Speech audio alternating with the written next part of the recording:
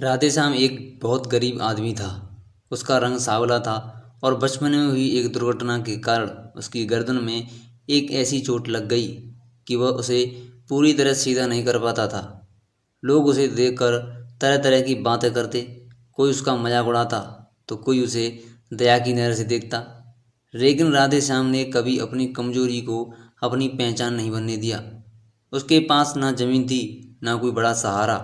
रोज सुबह सूरज निकलने से पहले वह अपना पुराना फावड़ा कंधे पर रखकर काम की तलाश में निकल जाता। उसका काम था दूसरों के लिए गड्ढे खोदना, कभी किसी के घर की नींव, कभी खेत में नाली, तो कभी पेड़ लगाने के लिए गड्ढे।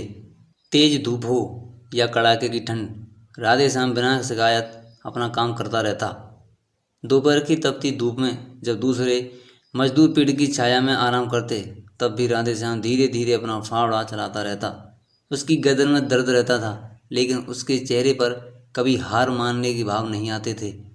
वह हमेशा कहता, मेरी मेहनत ही मेरी सबसे बड़ी ताकत है। गांव के कुछ लोग उसका मजाक उड़ाते हुए कहते, अरे राधेश्याम इतनी मेहनत क्यों करने में लगा है। वह मुस्कुराकर जवाब देता, भगवान मेहनत का फल देर से देता है, लेकिन देता जरूर है। एक दिन गांव में एक समाज सेवी संस्था आई। वे ऐसे लोगों की तलाश कर रहे थे जो कठिन परिस्थितियों में भी ईमानदारी और मेहनत से जीवन जी रहे थे। जब उन्होंने राधेश्याम को तेज धूप में बिना रुके काम करते देखा, तो वे उससे बहुत प्रभावित हुए।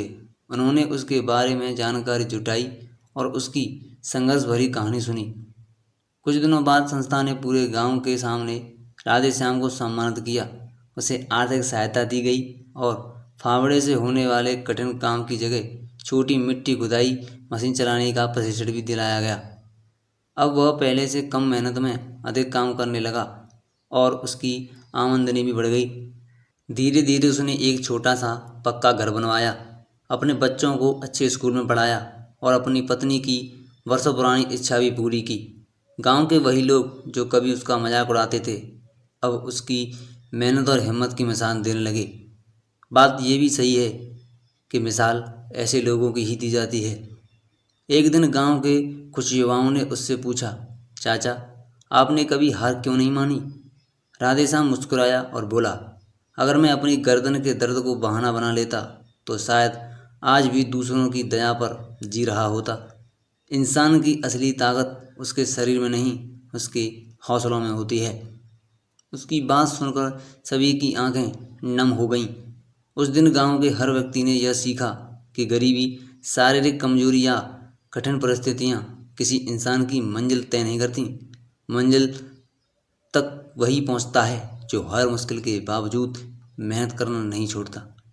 इस कहानी से हमें ये सीख मिलती है कि जीवन में चाहे कितनी भी कठिनाइयाँ आएं, यदि इंसान ईमानदारी, धैर्य और मेहनत का साथ नहीं छोड़ता तो एक दिन सफलता उसके कदम जरूर चूमती है।